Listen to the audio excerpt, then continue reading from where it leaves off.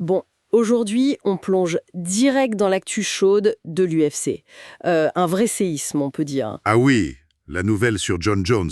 Ça a surpris tout le monde. Exactement. Sa retraite annoncée, là, on se base sur ce qui est sorti ces derniers jours, les annonces, une interaction assez dingue avec Khabib, et puis ce que dit le nouveau champion, Tom Aspinall. Hmm.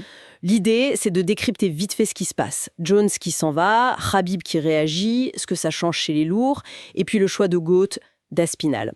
On y va ? C'est parti. Alors, le gros morceau, John Jones arrête. C'est officiel, Dana White l'a confirmé. Fini les spéculations. Oui, et ça tombe, de manière un peu abrupte. Carrément. Conséquence directe, le combat qu'on attendait tous contre Thomas Aspinall, annulé. Logique, mais décevant pour les fans. Et tout ça arrive au moment où Jones a de nouveau des soucis avec la justice. Sacré timing, quand même, pour annoncer ça.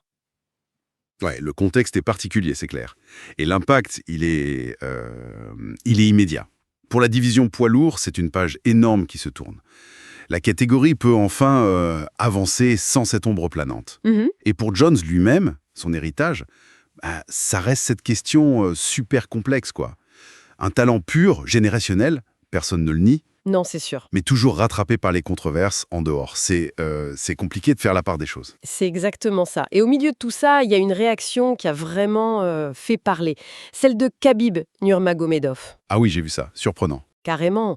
Sur Instagram, il lui rend hommage, il parle de légende, il dit même meilleur combattant de l'histoire de l'UFC, alors qu'il précise bien qu'ils sont pas amis. C'est ça qui est fort. Il ajoute que Jones a inspiré des millions de personnes et qu'il n'a plus rien à prouver. Venant de Khabib, qu'on connaît pour sa droiture, son intégrité, c'est un message puissant, non ? C'est un geste assez fascinant, oui. On a deux monuments du MMA, avec des parcours, des personnalités, mais tellement différentes. Totalement opposé. Khabib, le type invaincu, parti au sommet, clean, qui reconnaît la grandeur sportive de Jones malgré toutes les casseroles, ça montre une forme de respect pour la performance pure qui dépasse les affinités ou les jugements moraux. C'est rare. Très rare. Et Jones a répondu d'ailleurs. Sur X, il a dit qu'il s'attendait pas du tout à ça de Khabib. Ah ouais. Et ouais, il a parlé de leçons d'humilité. Voir cet échange public entre ces deux géants, c'est quelque chose. Ça marque les esprits, c'est sûr. Bon, revenons aux sportifs purs. Jones se retire. Et donc Thomas Aspinall, qui avait la ceinture intérimaire, devient champion incontesté des poids lourds. Voilà. Exactement. Nouveau mois de la catégorie.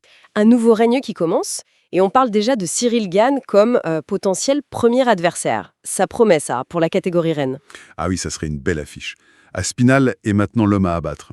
Et avec ce statut, forcément, sa parole a plus de poids, y compris sur les débats genre. Justement, le débat éternel. Qui est le GOAT, le plus grand de tous les temps? Invité Sharial Elwani, on lui a posé la question, et sa réponse, elle a pu surprendre. Alors, qu'est-ce qu'il a dit? Il a dit cash. GSP est, pour moi, le meilleur combattant de l'histoire. Georges Saint-Pierre. Pas Jones, pas Khabib, non. GSP. Ah, GSP. Mais pour ceux qui suivent Aspinall, c'est pas si étonnant que ça, en fait. Ah bon ? Pourquoi ? Il l'a toujours dit, hein. Son admiration pour Georges Saint-Pierre, elle est immense. Il l'a souvent cité comme sa plus grande inspiration. Il disait vouloir lui ressembler, comme athlète, mais aussi comme personne. D'accord, ok, donc c'est cohérent avec ce qu'il pense depuis longtemps. Tout à fait. C'est très logique venant de lui. Et pour comprendre son choix, faut se rappeler qui est GSP, quoi. Rappelle-nous un peu. Champion dans 2 catégories, welter et moyen, 10 défenses de titre chez les welters, un bilan quasi parfait à l'UFC. Mais c'est pas que les chiffres, c'est aussi l'approche, le professionnalisme, l'image super clean. C'est vrai, un modèle. Voilà.